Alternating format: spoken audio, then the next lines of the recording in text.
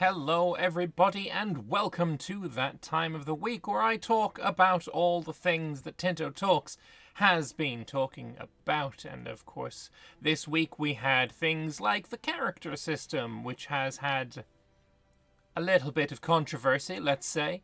And we've also had a map of Italia as well as the Saturday building. Before we get into that, of course, I need to remind you that the best way to keep up to date and informed about everything coming out of Paradox Tinto with these Tinto Talks is to hit the subscribe button, hit the bell, like the video, comment, all that good stuff. Just all of that would be great. But without further ado, let us get into the Tinto Talks, and as always, we start with the Saturday building. This is the coastal fort, which takes 1,000 peasants to man. Cannot be built in a rural location, only in towns and cities. It does require a little bit of technology. I believe that's what this symbol meant. I actually have forgotten. But yes, it is looking like a bit more of an important building than its equivalent was in EU4.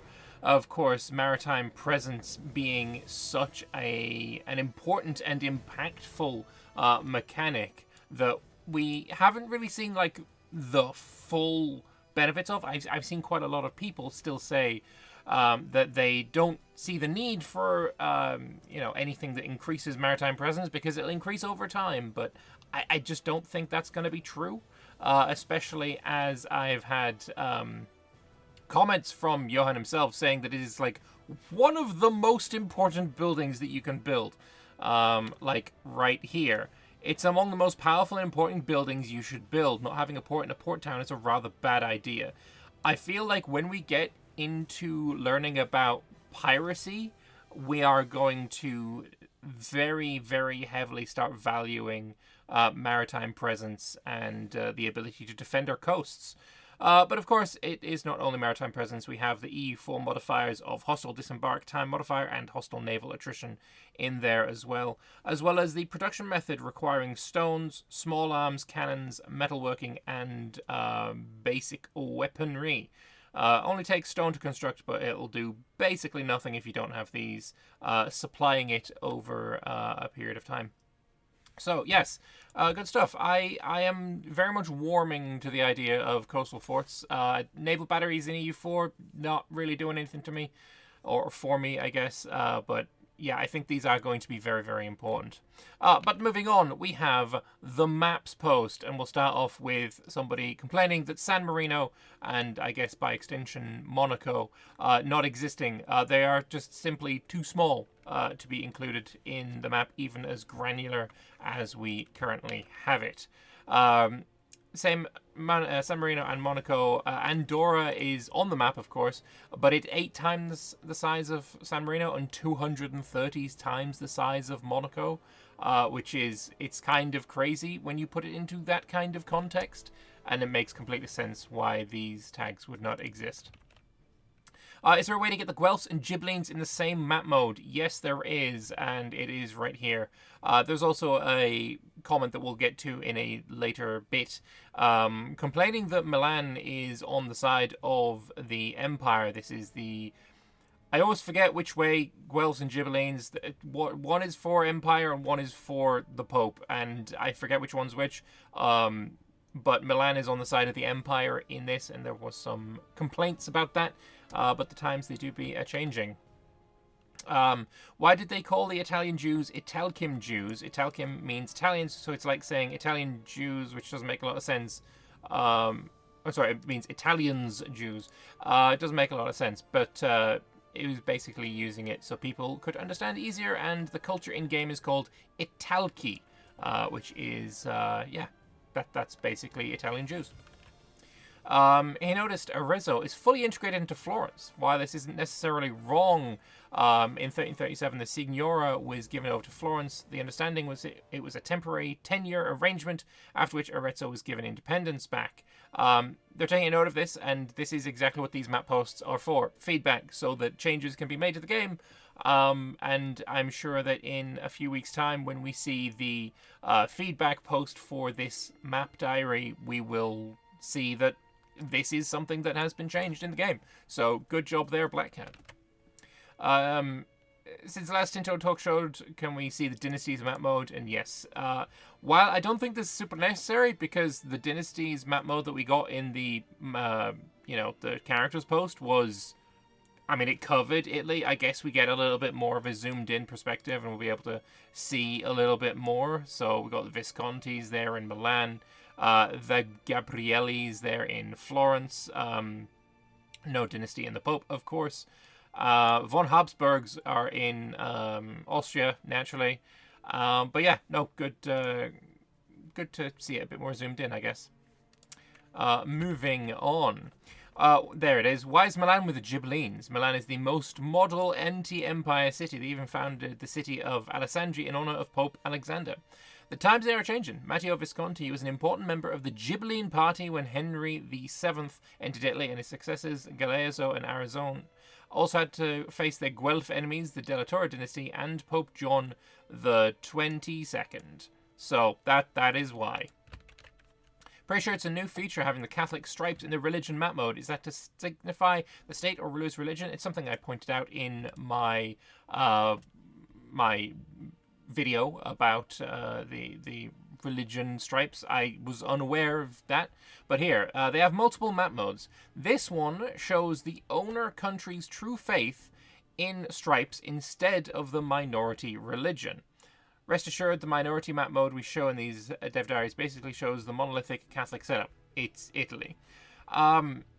So basically there's two map modes. One will show you the minority stripes, one that will show you the majority stripes, is how I'm understanding this, and I'm just not sure why they chose to go this route, because the majority and the minority seem to be the same here, because the map was yellow for Catholic and striped yellow for more Catholic. I'm not sure I completely understand this one. Will the Venetian flag be red, finally, or converted to blue like an EU4 to match the country map color? It's red! So this is a very small image from in-game for the flag of Venice, and we can glean a couple of things from this. Firstly, we do not get map shields like in EU4, we're getting flags. Secondly, we can tell that these flags are waving, just like they do in Victoria 3, other than, like, this is obviously a static image, but you can see the waviness in it, and I highly doubt that is going to be a static 2D image in game. I think we're getting waving rectangular flags, which will be kind of interesting. This is one of the first things that we've seen on that note. So some people like that, some people hate that. I'm sure, just like in EU4, it'd be very moddable. I kind of like it. I think it's not bad at all. So yeah, Venice's flag looks pretty cool. How come there is one part of Arborea that is part of the Neapolitan market, despite being in part of the nation? It's in the Genoese market. I pointed this out in my my video as well, and here is basically Pavia quoting themselves. It's purely just not working as intent, or it's they don't script it, and they might change the tweaks, market access calculations, blah blah. It basically, yeah, it's not a feature of the market setup as it may be intended to be. It's purely an artifact of things as they are, right? That's it. Moving on. The wastelands within Naples territory and Corsica are colored in. Basically, there's a bunch of different map modes, or options, I should say, where you can color in the wastelands or have them uncolored. And I think Johan likes them to be uncolored in. Pavia here has them colored in when they're fully surrounded by a country. But they're talking here about extra options for it. Never colored in wastelands. Colored in when a majority of the locations surround it, like the option is in EU4 right now, and colored in only when fully surrounded. I like this option. I think I will probably choose the middle option because I quite like that. But having more options is always going to be a good thing. It would be nice to have Parma have livestock, as that would make sense due to the famous products relating to it. Parmigiano Reggiano, produced in Parma and Reggio, and wine in Modena and Reggio makes sense as Aceto Balsamico is from there. Basically, taking in the idea that these places were historically known for creating these foods, so having these foods be available as their raw resource makes sense. And Pavia completely agrees with the proposal for them, so it's a feedback that will be pushed. I like pointing these out because if you have, if you have an idea about what the map should look like, the trade goods that this map should have, the names of places, you really need to push these suggestions on the forums, and you will probably get your way if you're right, basically. Can we get a zoomed-in Sicily? Yes, we can. I like this zoomed-in Sicily. We can see how many provinces, and obviously 4 provinces, and I think it's 27... Let me count. 1, 2, 3, 4, 5, 6, 7, 8, 9, 10, 11, 12, 13, 14, 15, 16, 17, 18, 19, 20, 21, 22. 22 locations. Maybe 23 if these islands are not a part of Messina, though it looks like they are based on how the text is flowing over. But yeah, no, this is more than we have in any game other than Imperator, which I think is a great kind of place for the game to have its granularity at. Imperator, especially in Italy and Greece, had a huge amount of granularity that I don't think it's necessary to match. But obviously it can match and surpass it in other places like in Germany, because that makes sense.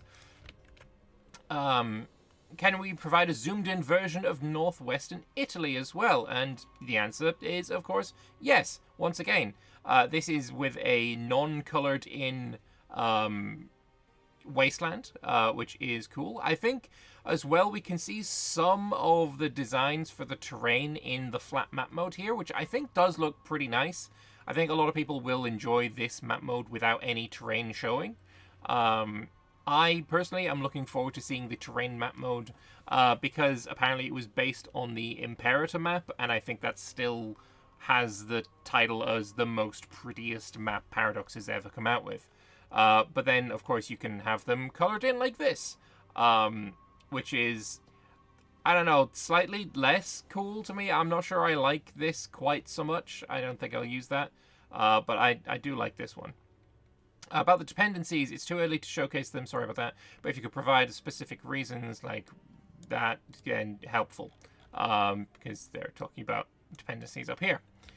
On the culture map mode, who are the stripes of the Neapolitan and Sicilian lands? White could be Calabrian. Let's actually go and find that so we can have a look at the culture map mode so we know what we're looking at here. There we go. So, we have blue is Provencal. That is up here. I guess they're saying that's blue, but that makes sense because it's right next to it. Purple is Gallo Italic. Gallo Italic? Would that not be up in the north? Where would the purple be? I don't see any purple. I'm not gonna lie. I don't know. I don't actually see that. Brown is Albanian here in Bosnia. Makes sense. And then finally, white down in the south here is Greek. Good to know. Who are the stripes in Neapolitan and Sicilian lands? Nope, I don't know. Either way, moving on. Can't really see Malta and Lampedusa Islands. Are they separate locations or are they part of some location on Sicily? So currently, they are locations, but Lampedusa is most likely not going to make the cut. For comparison, it has 25 pixels, while Jersey and Guernsey has 114, Rijeka has 59, and that's why I've previously said that it will most likely be reviewed. So, just as you know, we have a soft limit of around about 100 pixels, which is the bare minimum we consider to be a playable location, although it's not completely set in stone, that's why it's a soft limit. So yeah, these are the islands south of Sicily. They will probably get merged together.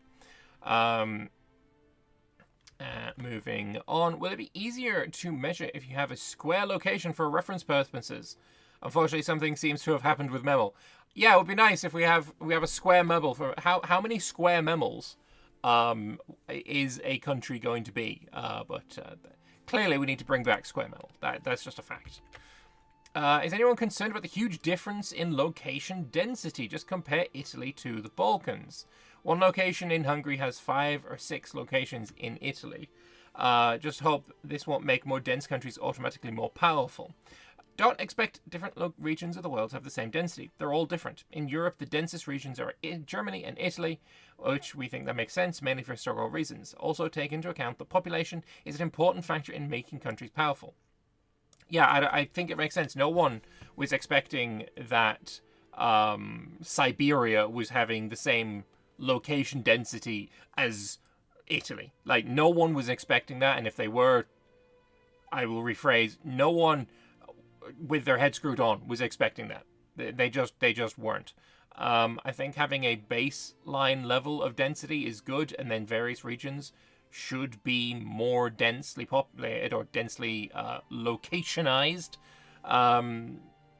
based on historical realities. And this makes 100% sense that Italy would be more densely broken up than the Balkans. It just makes sense. Assuming one large location and 5 to 6 small locations that have combined a similar area, assuming they have the same terrain and climate, the small ones will probably get a bonus from having multiple raw goods as opposed to the one in the larger one.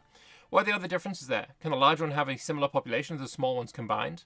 I mean, considering population is entirely a case of, like, mechanics and population growths and such, maybe the smaller population, the smaller locations are all sieged and horribly brutalized by war and famine and devastation and disease and such. Of course, a larger location can have the same population as those combined. As soon as it was the pops, can it produce a similar amount of raw materials even when less varied? Or is there some mechanic similar to EU4 development cost increasing every time a province is developed, making it easier to have multiple locations with medium amounts of pops? Basically, is a same square kilometerage area, one that's broken up into multiple locations, one that is a single location. Are these going to be equivalent? There are pros and cons to it, though. Sure, when it's broken up, it'll have 5 or 6 different raw goods. But you would also need to build 5 or 6 bailiffs and roads instead of one to get the same level of control in those locations. And Johan has already talked about some factors that affect the amount of population that you can have in certain location: food, capacity, supply, etc. How many islands and locations will there be in the Aegean Sea? There is a ton of them. More than in other Paradox Grand Strategy games, but not every island is a location. This very much excites me as an Imperator enjoyer, because a lot of the islands there were individual locations that you could, have armies stand in that location, that island specifically. If they are matching Imperator, that is insane. But I don't know if they are taking Imperator into account here. It's really hard to notice. Maybe Greece when Greece pops up as a place that they're going to look at in Tinto maps, we can do a comparison there. I'm glad there isn't going to be completely character focused. Right, of course, we're going on to the character Tinto Talks number 15. This fella right now is what we're going to be talking about now. Glad that it's not going to be completely character focused, but at least allow us to see what they're looking at and the lineage. Awesome. This is kind of where I'm at, right? I think the look of the characters is something that is the big controversial point. But mechanically, I really like how these characters are going to be implemented into the game. From what we've seen, we do not have any loyalty. Characters do not have loyalty. They are not there as a primary element of the game that we need to spend all of our time focusing on, like it is in CK3. They are there for flavor and impact on diplomacy, and I'm fine with that. I think the only worry is maybe it will get a little bit too tedious to find royal marriages at some point. because I know in Imperator, which obviously has a much larger focus on the characters than EU5 clearly will, you will get to a point where you want to royal marry your child off to, have them a wife and then they can have kids. And there's just no available women below the age of 45, which is the having child cutoff. So that is quite tedious in Imperator. Hopefully that will not be the case in EU5. But I'm sure like the lessons of Imperator's failures or problems will have been learned, and I'm sure we're going to be okay. I hope the family tree doesn't get buggy in the late game like in CK3 with hundreds of kids. I feel like this is a very like tongue-in-cheek kind of jokey response. Like, yeah, of course, that wouldn't be good, would it? I imagine he was smiling when he wrote this. But yeah, Kim Undena is entirely correct. Like the family tree in CK3 is a buggy mess in the late game, and you just cannot use it. For weaker PCs, it actually crashes your computer as well, which, sucks for those people. But even on a good computer, you are going to experience some lag, which sucks. No one likes to hear that. No one likes to see that. So hopefully this is something that has been addressed. What happens when your dynasty ends because the characters die? It depends on who inherits the throne. You continue playing, but may get another dynasty. So, having a new dynasty is not a game over. In Imperator, it wasn't there either, but you could get a game over if you lost a civil war. Hopefully that is also not going to be the case, because not very many people like that. Can character 3D models be turned off? You'd like to use 2D instead. There is a 20-something, maybe 30-something page thread on the forums now. It's been mega threaded and everything about how people don't like the 3D models and they want to swap over to using 2D models or no models at all. But I'm saying that it can be modded here, which is useful. But it is, as somebody who very much enjoys Anbana for EU4, if you're unaware, a total fantasy conversion that includes orcs and gnomes and halflings and goblins and basically all of the fantasy races except Dragonborn, because no one likes Dragonborn. Having 3D models as characters is going to be very difficult for these fantasy mods to achieve, because that takes a lot of work and a lot of training. Somebody can't just jump in and be like, I'm a good artist, here is a picture of this. 3D modeling is an entirely different skill set, so it is going to be quite tough for them not only to understand the 3D modeling system in order to create an elf, but also understand the DNA system that this game will have, so that the children of two elves also looks like an elf.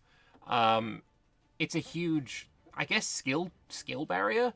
Hopefully they're going to be able to get over it, but I think it is going to slow down development of these mods, which really, really sucks. That is like the biggest turn-off for me as a fan of mods, as a fan of fantasy mods. That's the biggest turn-off for these 3D models for me personally. If another ruler loses their throne due to a coup, will we have the choice to put them back on, or do our children get claims to that throne? Most likely, yes. While it's not really answering the question, the idea that we'll be able to put rulers who have been deposed back on their thrones seems to be quite interesting as a CB. Maybe that ruler will then owe us many, many favors that we can cash in at some point. And it just kind of shows a little bit more of the depth of the gameplay of character systems. Will there be another historical rulers and characters beside those at the starting date? Some characters that appear will be historical, but almost all rulers come through mechanics. Makes entire sense. We're going to be getting very historical rulers. I know that Timur is confirmed to be in the game, although I think he starts at like 1 or 2 years old at the start of the game. But we will be getting historical rulers, Henry VIII maybe is one. It'd be interesting to see what he looks like. Probably various Henrys, I imagine, will be historical. The Trastamaras, I assume, will be a thing that pops up, though we'll see in a moment about what the Trastamara dynasty is doing in the game. But yeah, I think Trastamara dynasty is like formed by like a 3-year-old at the start of the game. But yeah, anyway, this is entirely expected by me. Honestly, I expected that we get some historical characters. I expected that most would come through mechanics. Makes sense.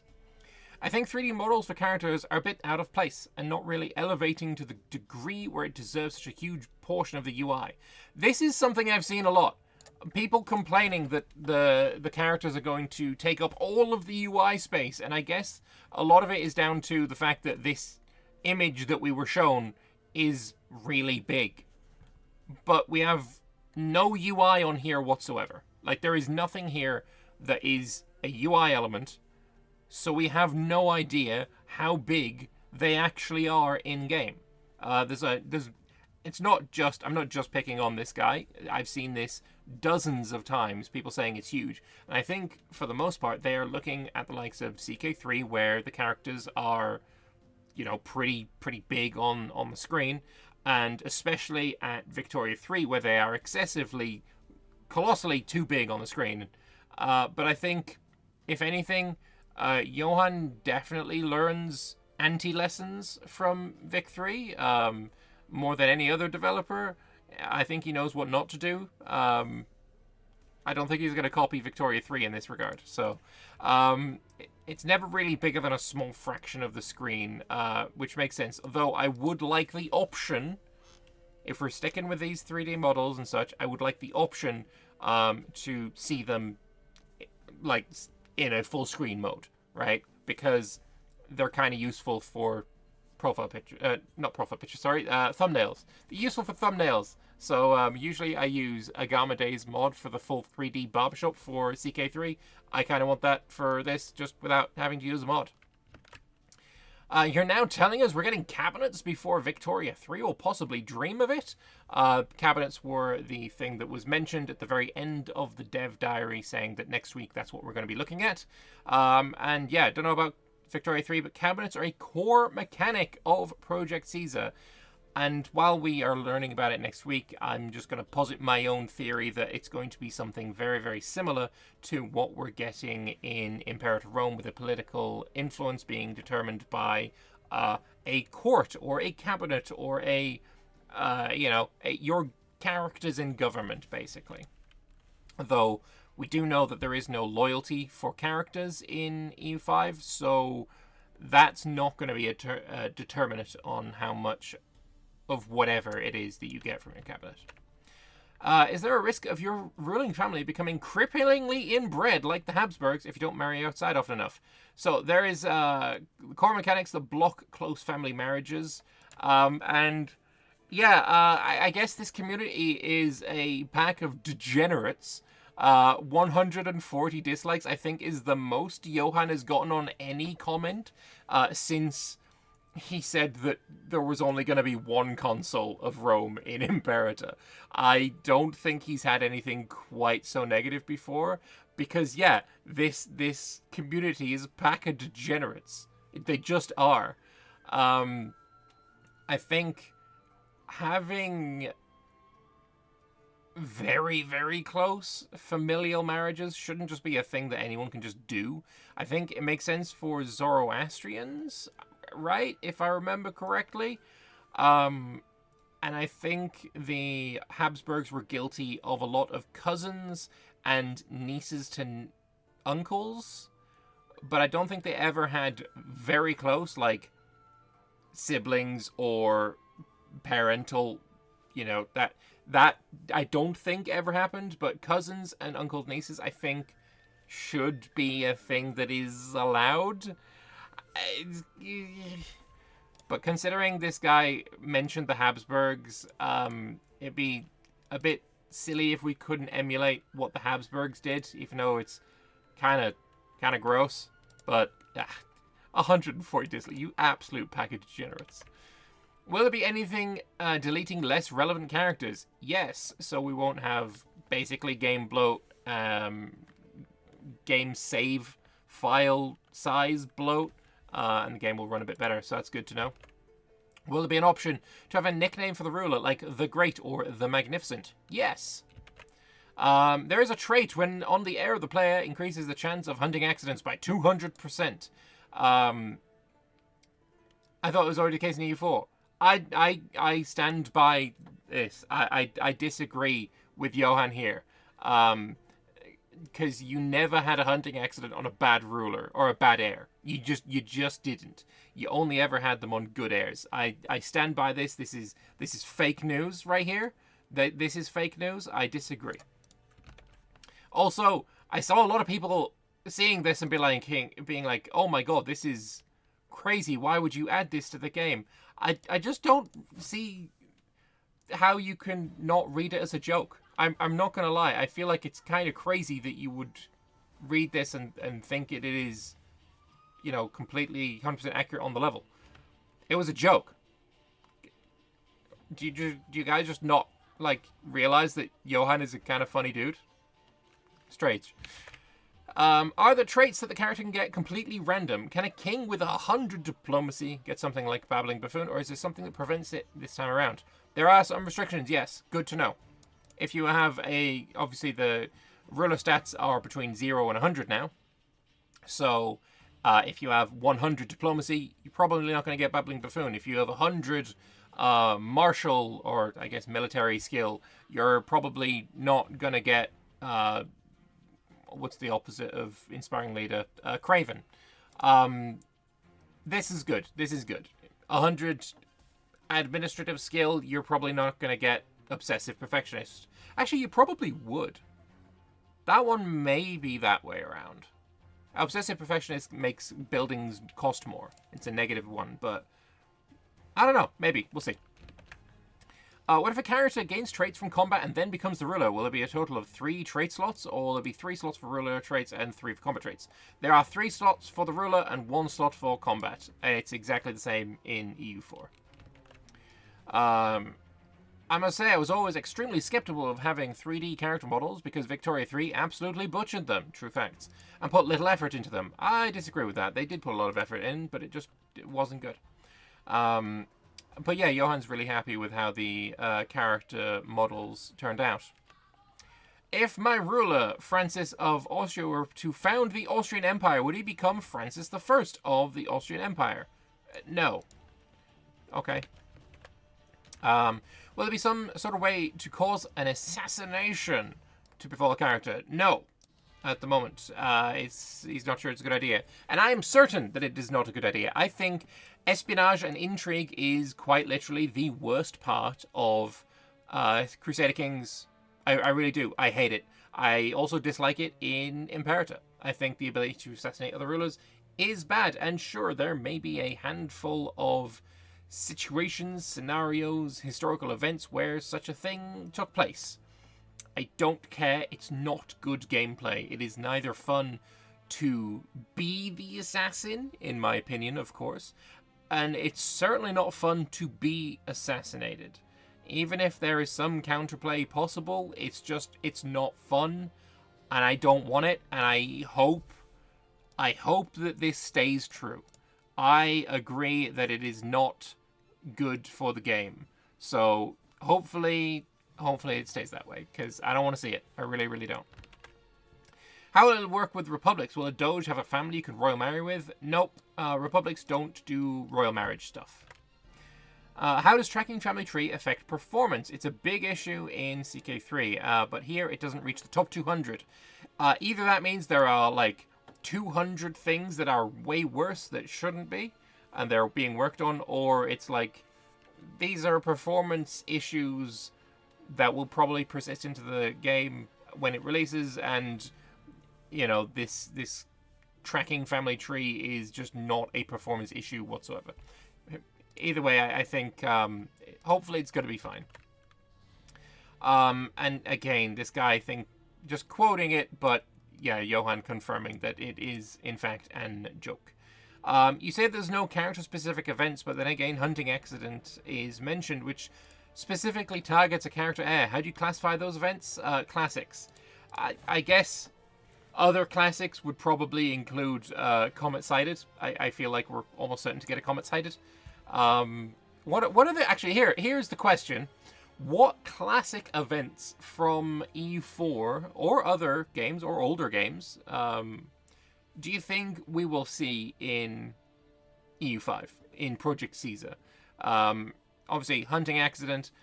We've got the Comet Sighted, like I just mentioned. What other ones do you think we'll see? Do you have more sprites for Catholic crowns? Or do you have only the crown of St. Wenceslas? This guy thought he was being smart. You know, naming the crown on this guy. But the crown is actually of Francois of France, and they plan to make some more.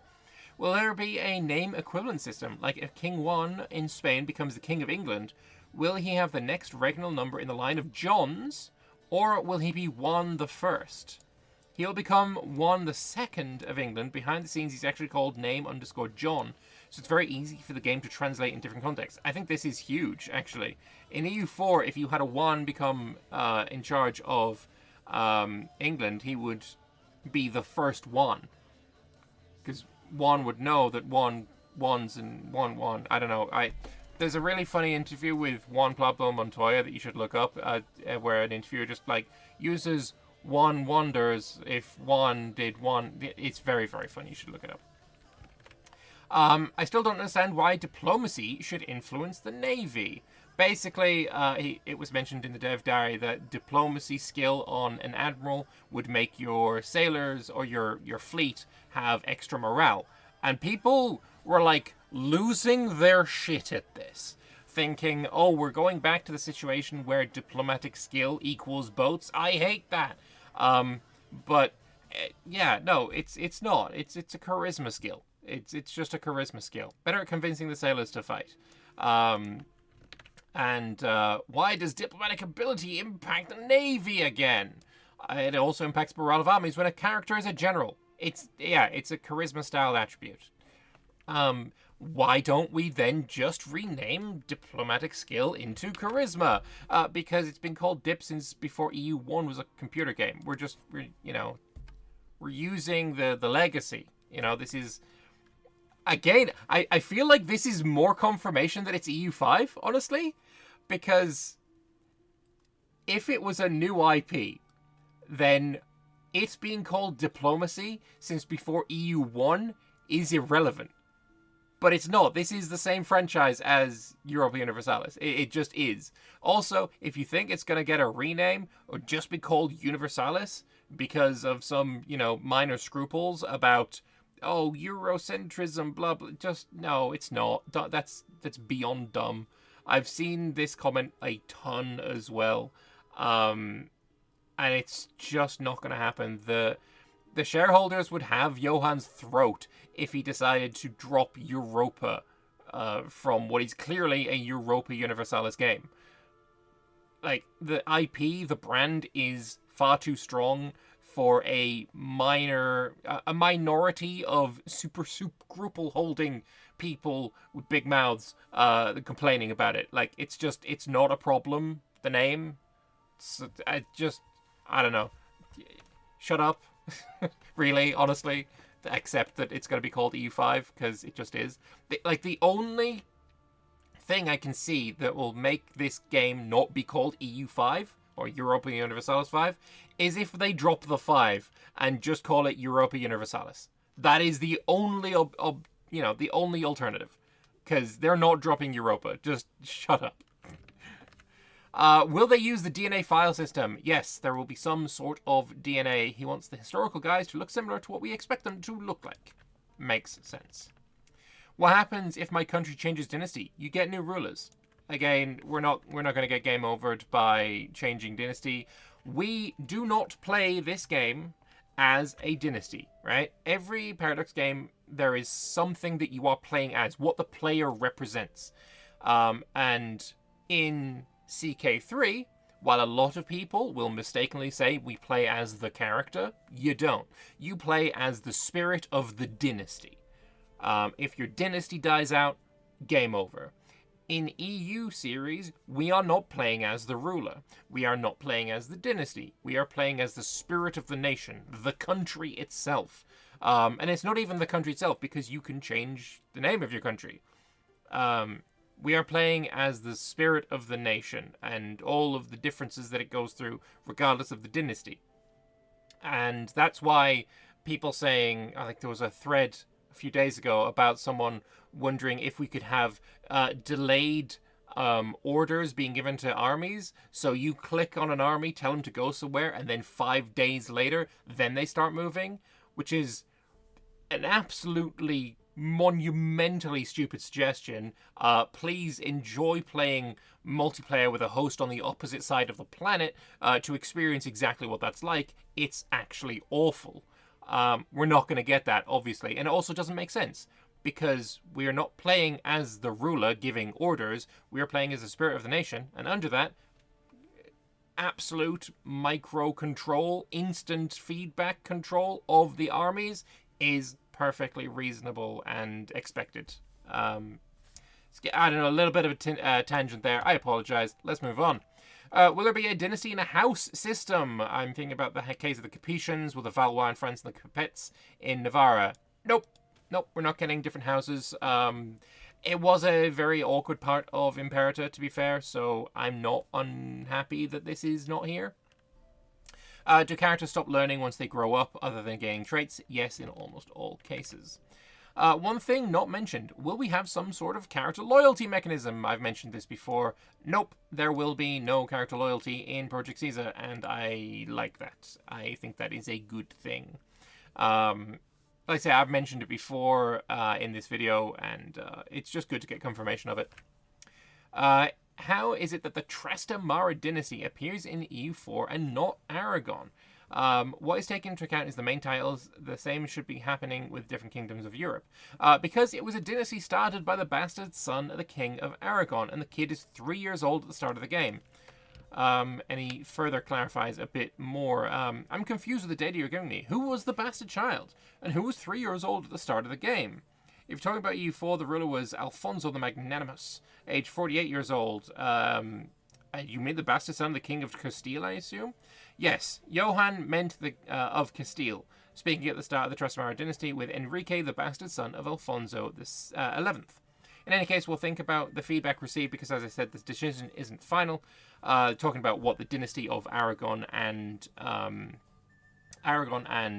Castile should be, because at the moment they're did something. I can't remember. But yeah, the dynasty is not what people expected, I should say. Their objective is to portray the historical situation the most accurate way, even if sometimes there are some ways to portray it that are different. And then finally, we have a comment or a thread being asked, will there be dev diaries for Flavor? And the answer is yes. When we're done with maps, we will start getting dev diaries for Flavor. This I'm bringing up purely because there have been speculations on release dates for EU5. Basically saying, well, if we see the size of the regions that Tinto Maps is showing, and then we extrapolate that to being the release date will be after all of the regions will be shown, therefore the game will release X date. Now, that's all beyond stupid to start with, but also, yeah, they've got more stuff to show us after the maps are done, and that will be Flavor, and I'm looking forward to that, of course. But anyway, that is all I have got time for today.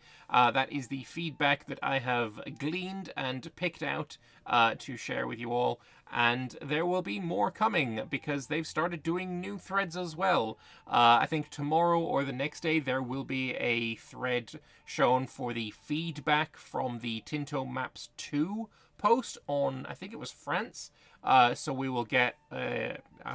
I'll pop out a video there for you as well. And I also want to do a video on characters and basically going over some of the controversy about it, a little bit of what I touched on today, but maybe going a little bit more in depth, and I'll try and get that out for Tuesday.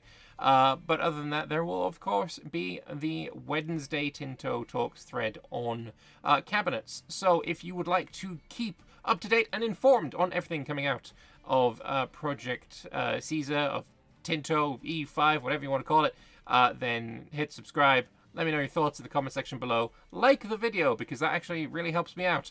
And I will see you probably tomorrow. Bye-bye.